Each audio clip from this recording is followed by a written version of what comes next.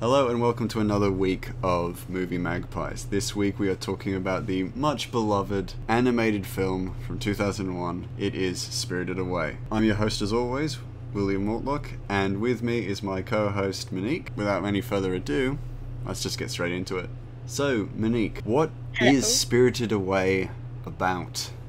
I'm going to give you the Netflix summary. The Netflix summary is Chihiro wanders into a magical world where a witch rules, and those who disobey her are turned into animals. I feel like that summary doesn't actually get enough of the point, because like what I said in the review is that this is a very simple film story-wise. However, it encapsulates so much, and I feel like that summary, probably the first time I have disagreed with a summary, but I feel like there is so much to this film that just isn't encapsulated by it. It's almost the reason that I wanted to read it out. Yeah, that's Thank you, fair. sir, for making fun of me. That's what I Just do. because it's so off-brand for the actual movie. Yeah. And that's the summary on Netflix, which is super interesting to me because people getting turned into animals really only happens once, and it's like Yeah. in the first third of the film. Yeah, no, it really is, isn't it? Yeah, and they threaten to change our main character Chihiro into a pig once or twice, but no one really ever follows through. No. And what I also find it very interesting that we're deconstructing the summary, and while we are, I want to just quickly deconstruct where the line "where a witch rules." It really doesn't feel like Yubaba rules this world. She kind of just feels like, she almost feels like a manager at a small, like, cafe. Yeah, it's like a very fancy, home-owned restaurant vibe. Yeah. Where it's not like a big chain of things, so she definitely is the highest up in this franchise, but also it's the only one. It's not like she owns a chain. Yeah, and in a weird kind of twist on things, or not a weird twist on things, it's quite realistic for this kind of depiction of her where she's like the manager or the boss of a small restaurant or cafe or whatever, but she is subject to the wants and the needs of her clients or her customers, and as a result she actually doesn't come across as feeling like the all-powerful enemy or the all-powerful figure in this world, because she's almost like at the whims of customers, which I really like because it's actually quite funny in the film, and it's very fun to watch her, this figure who is ultimately incredibly powerful, and we see that we're given clear indications that she's a very powerful witch, but she uses that magic for like the littlest things, and then as a result is also like just in servitude of her customers, if anything, and I find that really funny to watch, and genuinely a testament to this film because it does humor really well, but does it really in a really subtle way that doesn't make it overbearing, which I do like. I suppose I completely agree with you. She's very powerful, but she mostly uses her powers to like not get dirty when she's in the bathhouse and not have to touch the floors, and all of her customers are literal spirits, so it's not like she has much power over them anyway. No, it's very interesting. It's a very interesting depiction, and I find that super cool. And I'll get into it a little more at a later point, but we want to start off with the characters, because I think the characters are one of the best parts of this film. Of course, the design and the landscapes are incredibly gorgeous, but that we'll get to that right after this, but the characters are super lovely to look at in depth. With your favorite characters specifically, in the review you said Haku and the Dust Sprites were your favorites? I love the Soot Sprites. They are my absolute favorites. Yeah. But as I said in our review, I've actually been very familiar with this movie. I watched it when I was younger, and I've grown up watching Ghibli movies. So, of course, like any respectable adult, I definitely had a soft spot for Haku when I was growing up. Yeah, that's fair. But with these characters, I'll get onto Haku in a moment, but the Soot Sprites, they're these little figures in this movie, and they don't actually show up that often, but I think what the animators did, and the writers, I assume, did really well, is that they poured a great deal of characterization into them so that they all seem a little bit unique from each other, and no two are exactly the same in respect to their personality. They look exactly the same in the animation and their design, but their characterization is almost slightly unique to a point where you could almost tell some of them apart just based on how they act and how they move. And sure, they all follow each other in their work, but it ultimately ends up with them being quite unique in their own little ways, which is quite lovely to watch. And it's this lovely little thing that for an animated film that was released in 2001, it puts a great deal of attention into these little things, which is really lovely. And I also think it's very interesting that out of a lot of the recognizable things from this movie, one of them is No Face's mask, and one of them is the Soot Sprites. Like, a lot of paraphernalia, especially that's made by fans rather than licensed, has usually the Soot Sprites eating their little sprinkles. And I love how adorable and how jam-packed with personality these tiny little characters are, that they almost became a staple of, you see someone with a little charm of a black ball with eyes and a little pink sprinkle star in its hand, and you're like, oh, they like Spirited Away. I think it's very cute and very, and I do find it really interesting that the Soot Sprites specifically became these iconic little characters that weren't overused in a weird way, when, especially with character design like this that is so simple. They're basically black balls with little eyes and spindly arms and legs. It's such an easy character design that it's so easy to draw and so easy to replicate, but it's so underused, and it has, well, I don't mean to say it's underused, but it has not been overused, so they remain this iconic little thing that people still look back on and love. And it's not like beating a dead horse with these kind of character designs. They're used once and then kept like that, and that's why I think that they're so lovely, because they have that special kind of uniqueness to the film that they don't show up in anything else. Other than My Neighbor Totoro, they actually show up again, but that's because they also have a mythological presence, so that's fair enough. But they're not ever overused in the film either. They show up twice, I think, as in they're only in 2 scenes, really. Yeah, 2 scenes. And in the first scene, they seem to just be, for the majority of their first scene, they seem to just be enchanted to work. Yeah. But then the second that Chihiro helps, because one of them accidentally gets squished by a piece of coal, they all go, hang on, I can work with this. And immediately they all have their own little personalities. And I really love the way that they're introduced. I really love that when they're brought back, they're given this sort of awe-like wonder over Chihiro. Yeah. And just the fact that they eat sprinkles. I love them so much. Yeah, and that's fair enough. I think it serves as a really good example of the level of effort that the animators went to for all background characters as well, because the background characters in this film, there are like a great deal of background characters in this film, but they're always doing something, and they're always doing something unique, and it doesn't matter to talk about too much, because basically it is just this vibrant bathhouse with people doing things and working and serving customers and things like that, but it's animated in such a way that it gives life and atmosphere to the bathhouse, which is, if you look at it on paper, is just a drawn series of rooms with a drawn series of 2-dimensional characters who have been made 3-dimensional with their animation and with their personalities that are exhibited through the way that they act and move and do all of these things. But I wanted to also, just because I led with your favorite characters, so I want to talk about Haku as well. Of course. In that the plan with him was that they planned to depict him as definitely being otherworldly, but then also being quite transient, I think was the word that they used. And as a result, Haku never actually looks any characters in the eyes. He looks through them. Mm-hmm.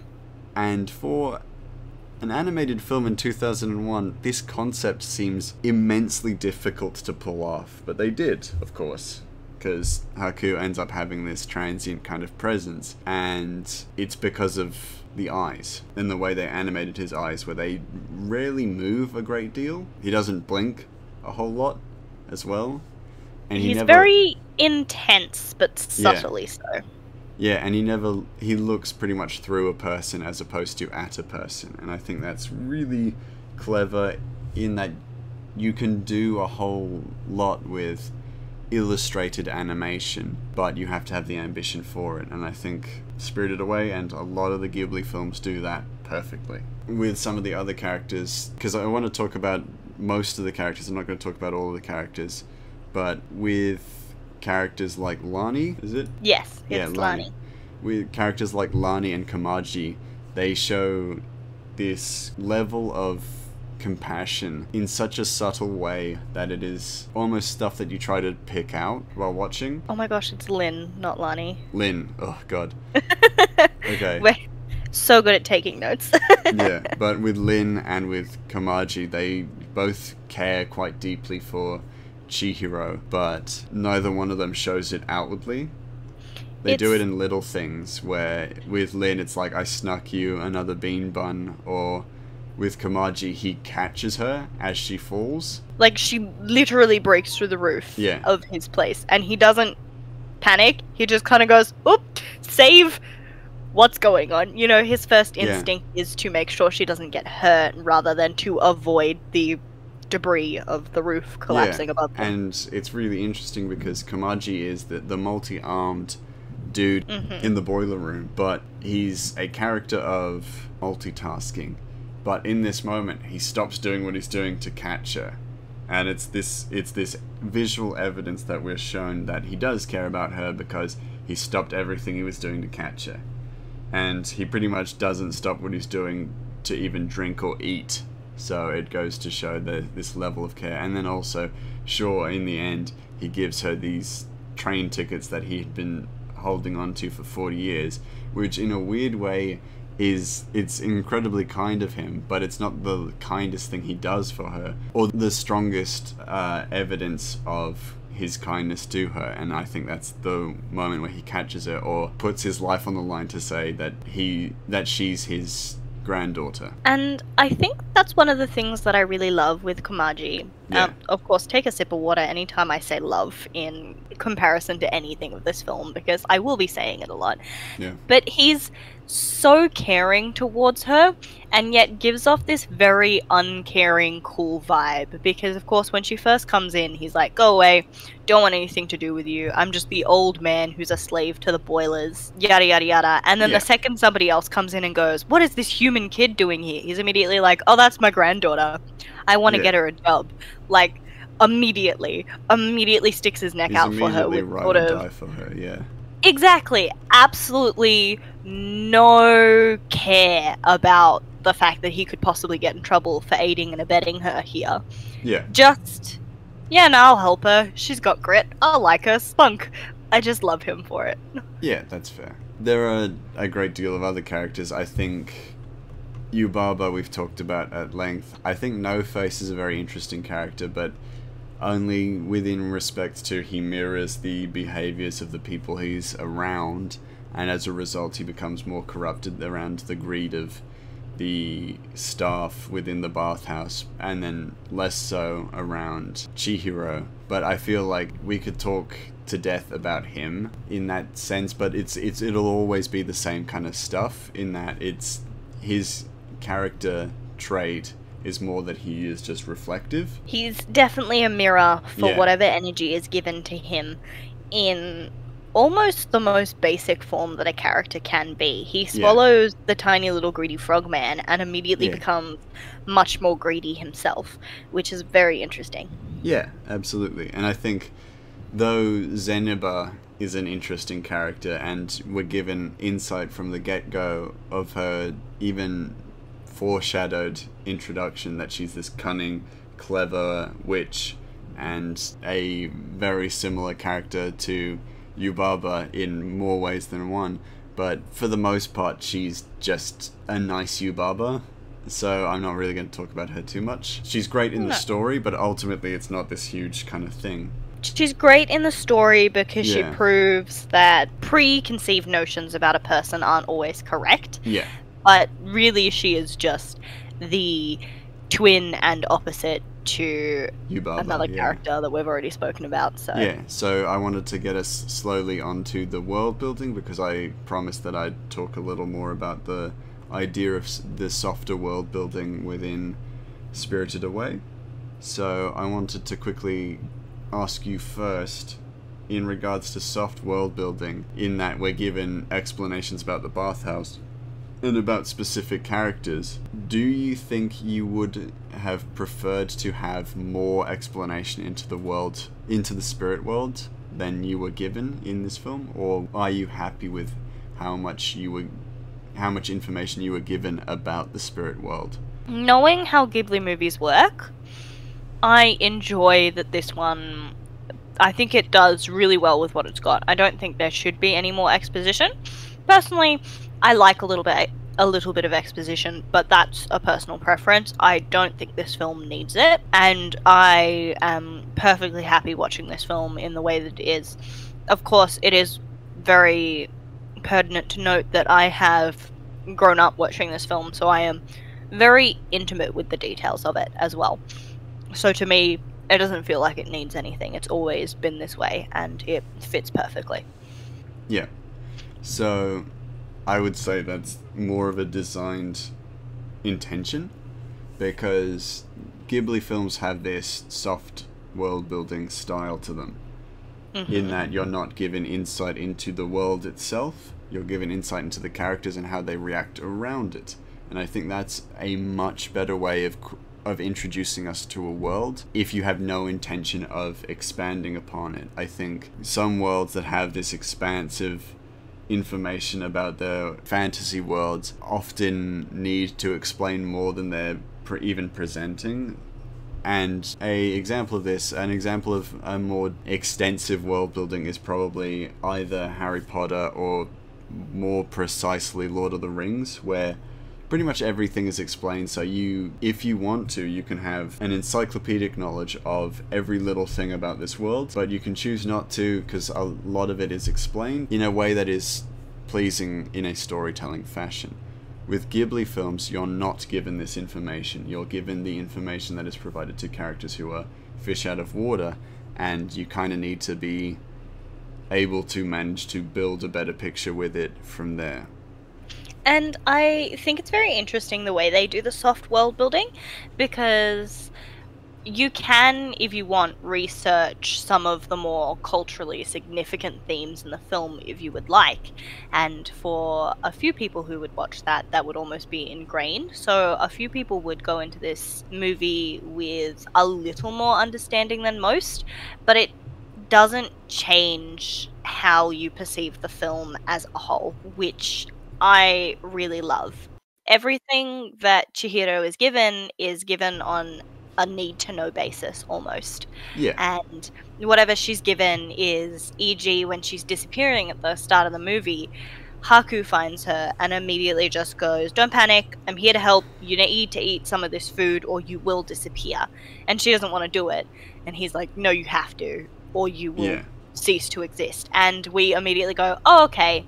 So eating, from all of the context clues that we're given and what happens to the parents, we're like, eating too much food is bad, but you still need to have eaten this food from this world or you can't exist in it. And it's a really subtle way of world building that gives you all of the pieces of a puzzle but doesn't give you all of the information. It still leaves a lot of it up to interpretation and imagination. Yeah.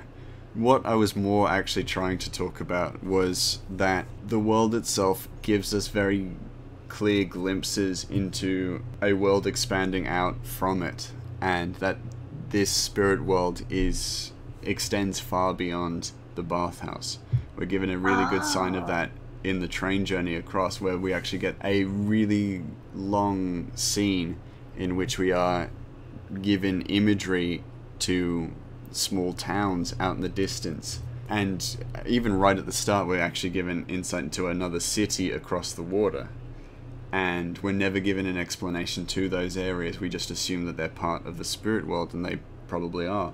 But one scene I found incredibly captivating was a scene on the train where they pass a train station out in the middle of nowhere, and the train doesn't stop, it just keeps going.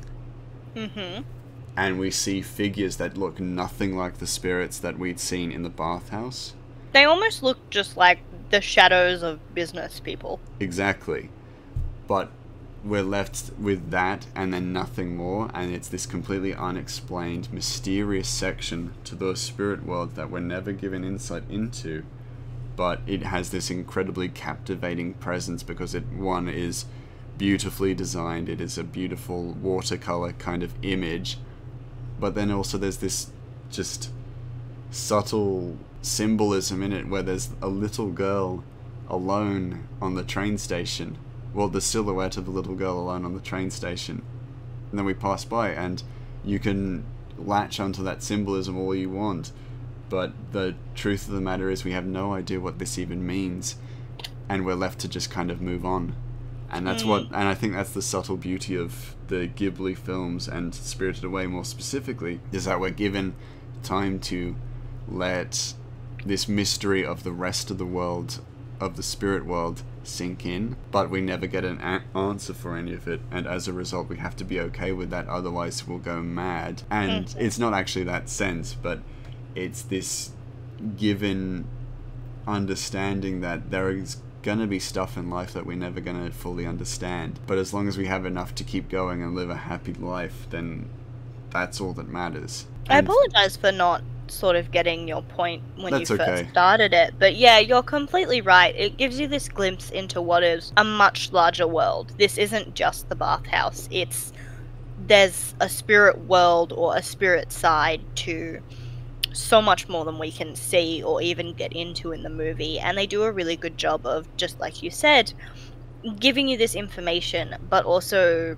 teaching you almost that not everything has to have an answer.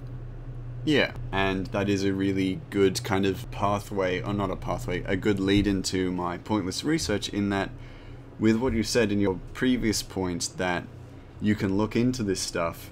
What I find really interesting with my pointless research is that if you look into this stuff, it probably won't help you with this film, in all honesty. Oh, really? Yeah, genuinely, it will not help you with this film. That is because Hayao Miyazaki was inspired by actual folklore, but he didn't actually use it fully. And as a result, he has created a film that is completely his own, or completely its own, in its sense. But that leads on to this week's pointless research, which is the spirits of Spirited Away. So, Spirited Away, this entire film is based around the concept of kamikakushui, which is when a human is abducted into the spirit world. This anomaly was used in Japanese folklore throughout early eras in Japan as an explanation for why children mysteriously disappeared on occasion. And you would think that's quite dark, that's quite a dark concept, because these children would go missing, and upon expansive kind of reading of this concept, it was always a negative thing. It was a negative aspect of folklore where the children would either come back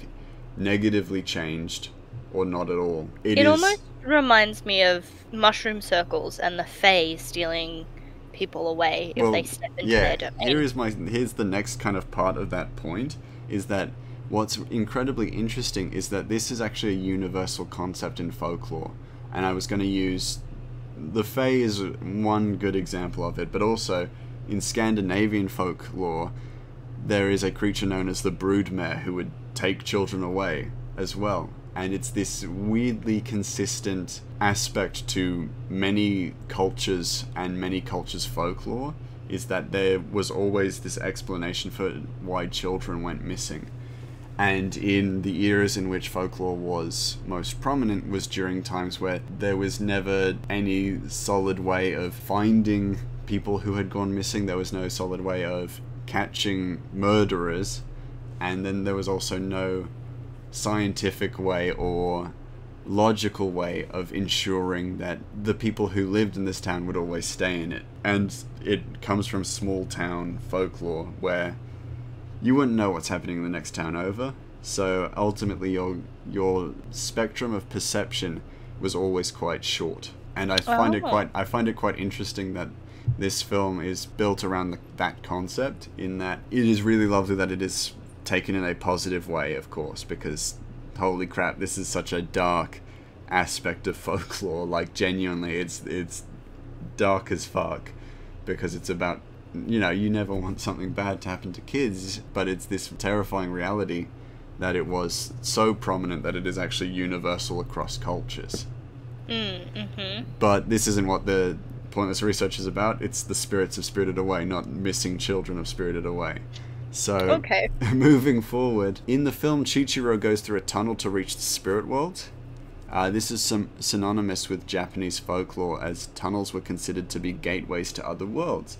And I find that really interesting as a concept of spirituality and folklore, is that there were real, tangible ways of getting into the spirit world in this folklore, but then there was also a respect around it that people didn't because of that. Yeah, and moving forward just a little bit, the bathhouse has historical and religious ties, because in history it was commonplace to invite spirits to bathe with the living as an offering of peace. Hence why this film focuses mainly around a bathhouse. It is this way of consistently tying back to actual folklore and spirituality without necessarily directly referencing it, and I find that quite beautiful. For sure. But then onto Yubaba, who in this film comes across as basically middle management for a bathhouse, but in actual folklore, Yubaba is a hag that would turn humans into animals to eat, but also they were known for being quite kind to their families, hence why in this film Yubaba is quite doting to her baby, which I think this is one of the only ways where you could kind of gather a connection to actual folklore, is that the Yubaba is quite tied to, I got this wrong, but it's Yamalba in Japanese folklore. In that they are generally not kind to humanity, but kind to family and to people who deserve reward as well. That's also an interesting distinction. At one point, I remember you talking about the little paper figures that chase after Haku. The Shikigami? Yes. Yeah, they're known as Shikigami. In actual folklore, they don't do a whole lot. They just observe the world, but they can also take the form of anything they choose, which is also quite interesting. Yeah, because they're sort of in the movie, they're less like paper birds and almost like a string of people that kids would cut out. Yeah, basically. And that is quite interesting for sure. But I do like how Miyazaki moved it towards them having more of a use, whereas they didn't really do much. They kind of just existed and floated around. But actually leads on to my final point, which I find super interesting, but the radish spirit.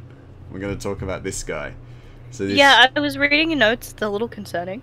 Yeah, so this fat fucker who basically stands in an elevator and is just fat and gets in the way most of the way. He's this annoying big guy who just follows Chihiro and Lin around, and yeah, he also has this sinister nature about him. But the radish spirit is based on Oshiro-sama, which is a figure based around a legend of a woman's love for a horse. So stay with me, which had been killed and skinned by her father. Again, stay with me. When the woman went to pray to her horse, silkworms entwined the horse's skin and the woman together, forming the Oshiro-sama. Ultimately, this doesn't look like a radish. It looks like a woman contained inside the skin of a horse. But this is what I've been assured to believe the radish spirit is based around, which I find so strange that I'm not going to question it further. Yeah, I kind of want to question it further. No, that's not. He's a radish. He's just a big radish man. Yeah. I'm so confused. What I was really kind of hoping for, in Spirited Away, there's so much really beautiful character design for the spirits, and I think that they're giving this incredibly lovely uniqueness to them. Other than, of course, the ducks, and the cloaked figures, but they all have this like really lovely character design which makes them more vibrant within the world. And I think the Radish Spirit, though his origins is quite strange, I find the Radish Spirit to be such an interesting concept, or such an interesting character art or character design, that it outweighs the lack of consistency to its inspiration.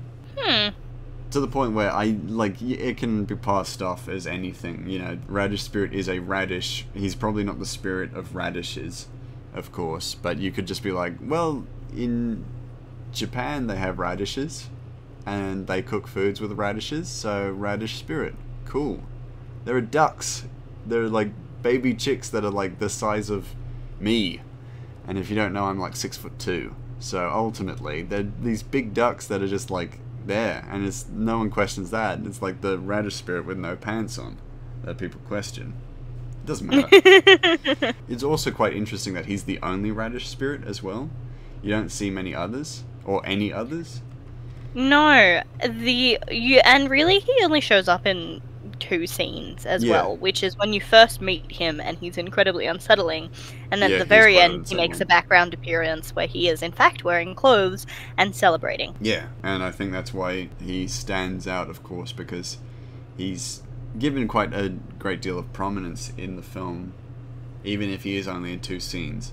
But he also effectively impedes Chihiro's progression just by a little bit. Just by being uncomfortably large. Yeah, exactly. And she's in an elevator and he steps into the elevator as well.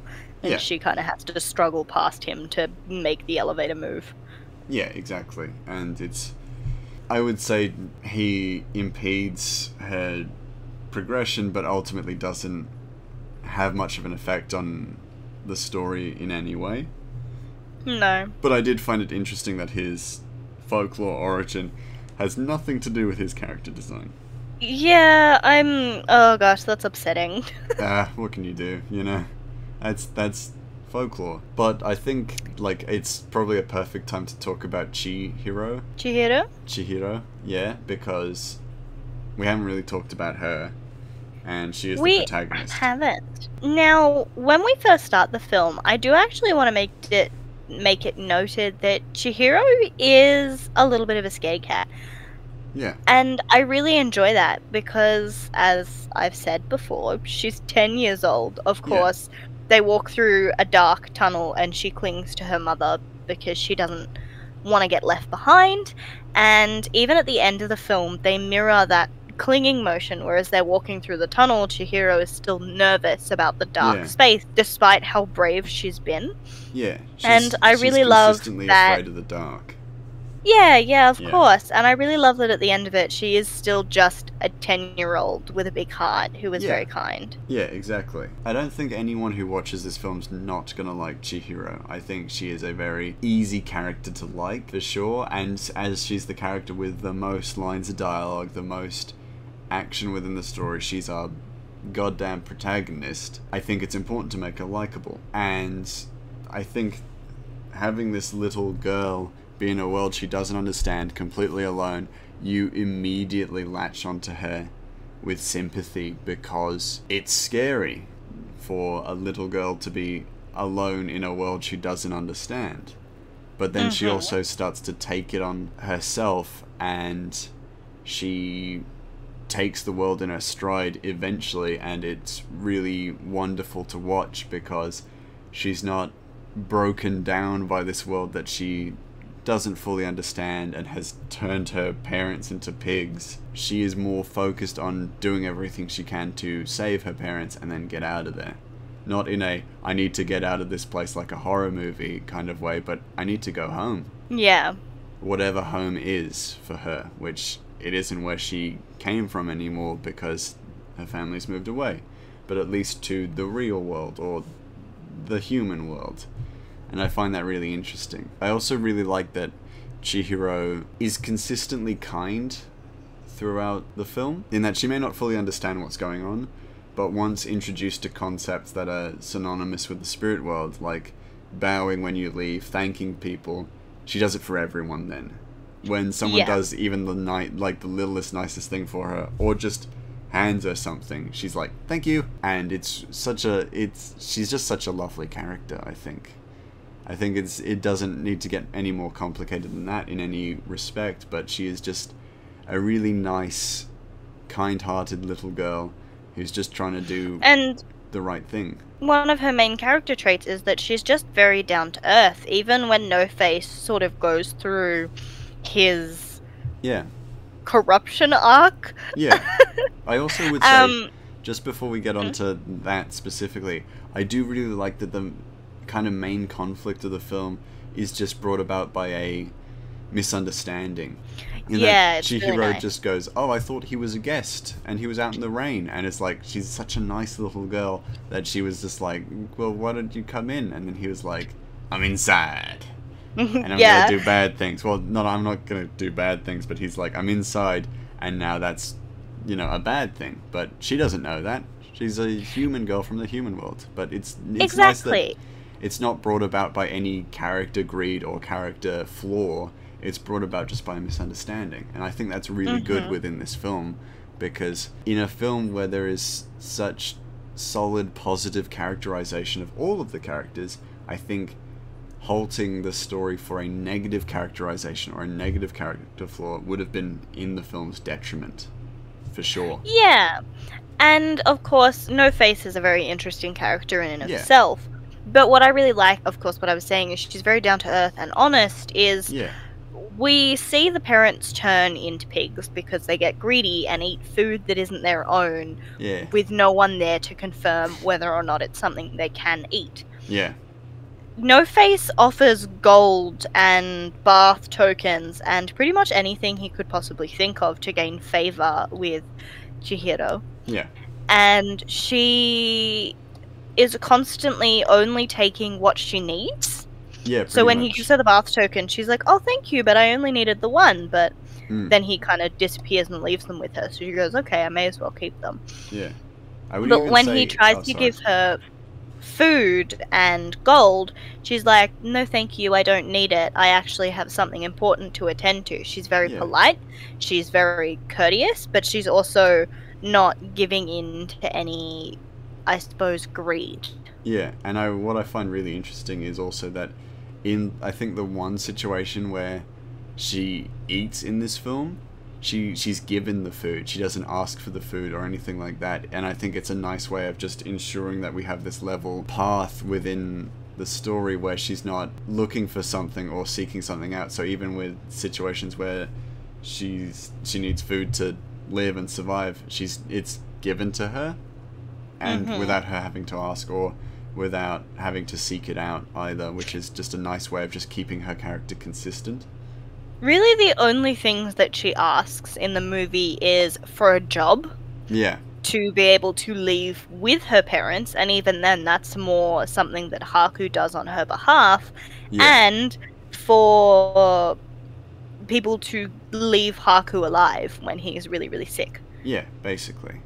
She only ever asks for things to help others or things that she has been told to ask for. She's very polite. She doesn't sort of just want anything in this movie. Which does lead the question, how are her parents the way they are, with a daughter like that who surely grew up in an environment where she was surrounded by her parents and learned from her parents? Because she's like, I would ask, just as a question that I think I know the answer to, but if you were in a seemingly abandoned amusement park and you could smell food and you saw it there unattended to, would you go over there and eat it?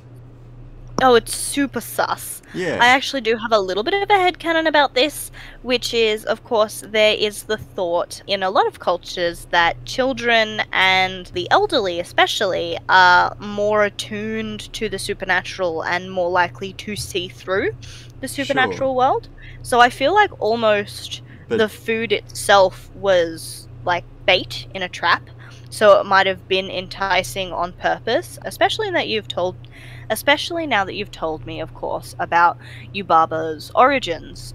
It may have just been ooh, smell this food, come in and become livestock for the spirits to eat. Type of Possibly. vibe is my headcanon. But also, if I walked into a seemingly abandoned theme park and there was the smell of freshly cooked food, I would be incredibly suspicious and getting the hell out of Dodge. Yeah, and with that respect, yeah, that makes perfect sense. If it's spirit world food, it's probably very enticing because in the spirit world, you don't really have to have shit food. Yeah, no, you don't really need to eat at all. So of course, anything that you are eating would be incredibly high quality and incredibly or just tasty. purely for pleasure, for the joy of eating something delicious. So yeah, in that respect, I get that. But it's also this, like, sense that Dad and Mum go racing into this abandoned area and then they're just like, yeah, let's just eat. We'll pay the cook when he shows up. And it's like, that's so rude. That is such a rude thing to do, I think, in any culture. But, yeah, I think we'll lead on to just a few little notes about animation and the visual style. I think in this film, red is used quite strongly, and I think that's purely because it just pops in this film just so well, and the use of color is incredibly vibrant but not overpoweringly so. I think on it does the topic. Oh No, can finish your sentence. I think it does a really good job of providing enough vibrance so that we are just blown away with the sheer color palette of the spirit world, but then also we're not given so much that we feel ill from seeing too much color, and it's all color that mixes well and matches well, so it's almost natural. Like, obviously they're very vibrant colors, but it doesn't feel oversaturated or unnatural in its coloring. It feels very contrast. It doesn't contrast constantly, so it ends up being just a very well put together image, and as a result it's just a beautiful film to keep going back to. So what were you saying? I was going to say, on the topic of animation, you actually gave me a really cool tidbit while we were watching the movie, and I thought you could share with the class about the 3D animation integration that they had. Yeah, so this is the first Ghibli film that integrates 3D imagery and technology, so the idea for it was that it would help reduce the amount of strain on illustration of backgrounds. It's most commonly used in the scene running through the flower field towards the barn with all the pigs inside. And towards then the pig pen? Yeah, and then it is used sporadically throughout the film for backgrounds that are moving in the distance and for little aspects that would be incredibly annoying and difficult to animate by hand. And for that, it's a really good use of the 3D technology because it allows for the animators and the illustrated animators to focus on what's most important, and that's making a beautiful looking film wherever they're needed. The one point where it actually doesn't necessarily age well is, I think it's used once for water physics with the river spirit that was the stink spirit. The stink spirit that ends up being a river spirit. Yeah, in a scene where the water bubbles out of the spa, it actually kind of is, not that it doesn't clip well, but it looks like 3D technology from 2001, and as a result you're just like, it doesn't ruin the film of course, but it's also just like, that's 3D on a 2D background. It stands out a little bit. On with the film. And it doesn't matter. But yeah, it's interesting that they use that integration well, because in previous stuff, I don't know if Howl's Moving Castle came out before or after Spirited Away. I don't think it did, but Howl's Moving Castle doesn't use this. And Howl's Moving Castle came out in 2004, and I'm pretty sure. Well, then it probably Spirited Away came out in 2001. It does come out in 2001, yeah. But I think they do use it. In that case, then they do use it, but they've had more time to practice and integrate it more smoothly, to the point where it's unnoticeable. Whereas with this is the first time it's being used, and it's done incredibly well. One of the sections that I've seen praised to oblivion is the opening scene where they're in the car and the dad is racing through the, to his knowledge, unknown pathway towards Oh the god, spirit realm. he's so reckless. It gives me such anxiety. There's actually a really nice little bit of trivia for this, actually. The animators rented out that car in the real world and drove it around so that they could get the animation correct on it. So that car's animation style is accurate to the brand and make and model of that car because they tested one out. And that's just great. So dang cute. If you're an animator, that's the most fun you can have, I think. If you're just like, oh, we need to do some asset testing. Yeah. And then you go out and do stuff like that. But yeah, the whole background is all 3D modeling. And as a result, it still looks incredible and it's nigh unnoticeable. But it's some of the best 3D work in this film for sure. And I think it gets better and better and integrated more and more until in Howl's Moving Castle you just cannot notice it at all. So yeah, but that's all I really have to say about that specifically. Another part of this movie, which I think is really good, moving away from the animation and stylization of the movie, which is, of course, timeless, is the music. I don't think we've spoken about the music at all yet. Yeah, I was about to lead on to it, so this is a perfect opportunity to talk about it. So what did you think about the music? I love the music. One of my favorite scores in this movie is actually that No Face has his own theme song. Yeah. And I really love that he does because it gives him a sinister feel when we first are introduced to him as an important character without revealing what's going to happen. You just hear the music and it just feels a little menacing and you're like, oh, okay, he seems like a dangerous spirit.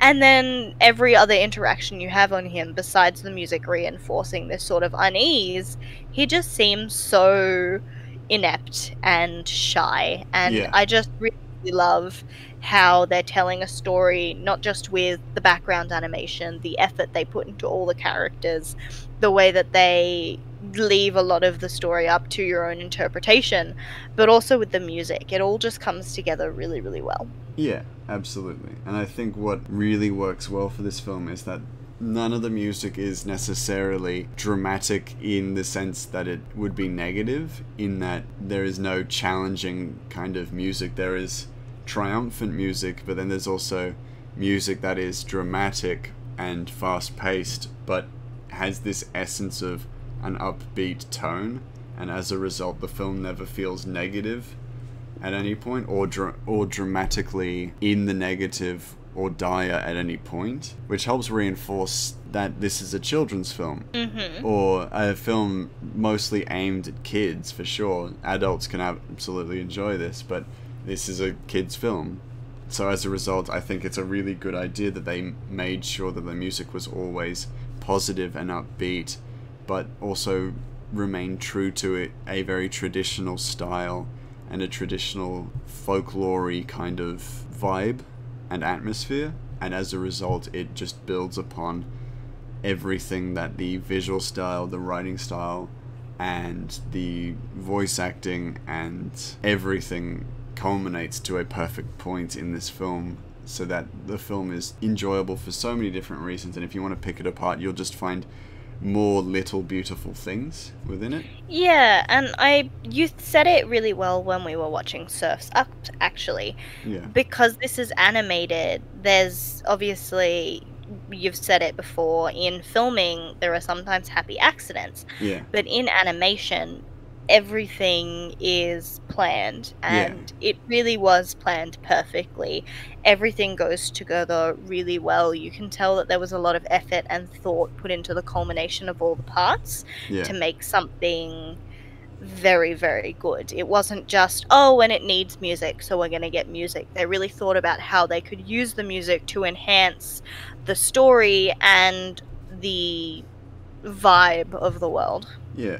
And what I think is interesting that you bring it back to Surf's Up is that in Surf's Up, I felt the animation was always incredibly intentional and as a result exceedingly clever for the year it came out.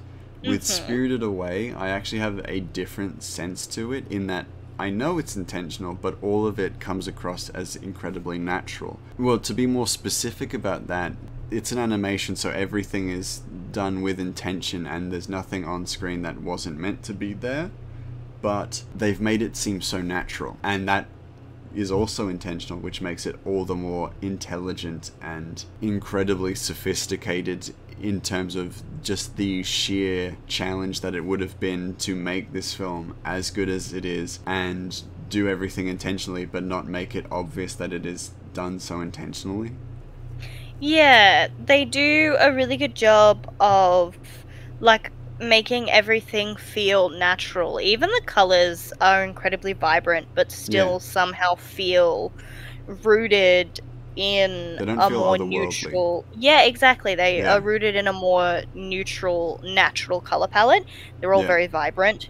Like you said, red is one of the main colors used, but it doesn't ever feel like a candy red. It always feels like a red that fits in with the lush green or the water, the blue of the water. It's very, very well done. Yeah, it's vibrant, but it's grounded in reality, only just a little bit exaggerated, which gives it this familiar feeling without it being alienating as well, which I think, well, it makes it feel different, but not to the point where it feels alienating for us. And as a result, we have this not unnerving, but definitely noticeable or noteworthy disconnect where everything in the scene feels familiar, but it also doesn't feel familiar. And it's this perfect juxtaposition within it, which is absolutely wonderful. But with all that said, I think we should get on to our final notes. Do you have anything left to say about this film before we wrap up? I do have one last question, and it was just, of course, what is the main theme that you see in this movie? I'm really interested to get your thoughts on what the main theme was to you.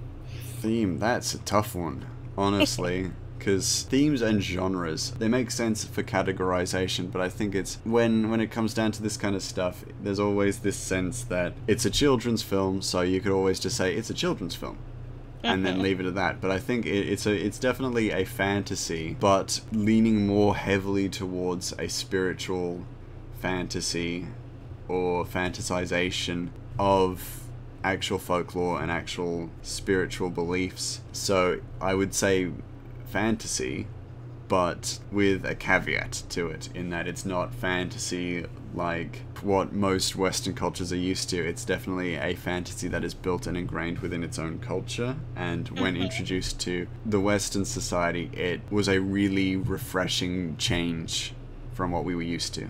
So, yeah. Following on from that, what do you think the underlying sort of message or moral to this movie was? Look, I think you can take away a lot from this. You could go, be true to yourself. I suppose, what's the one that you took away? What struck you as struck a chord within you? God, honestly, I think it's that this sense that you should, like, sure, be true to yourself, of course, but with everything that goes on in life, life continues to go on. And if you fight against it, you're just going to be erased from it, so you should run with it. And it's one of the things that it's taken me so long to figure out. But if you go with the tide, or you go with the way the world is moving and revolving, not necessarily saying follow the status quo, but if you don't fight against what destiny is coming your way, then the world is yours to enjoy. So I think that that's a really good one. I think it's quite broad, and that works for me because I'm not a specific man. Definitely.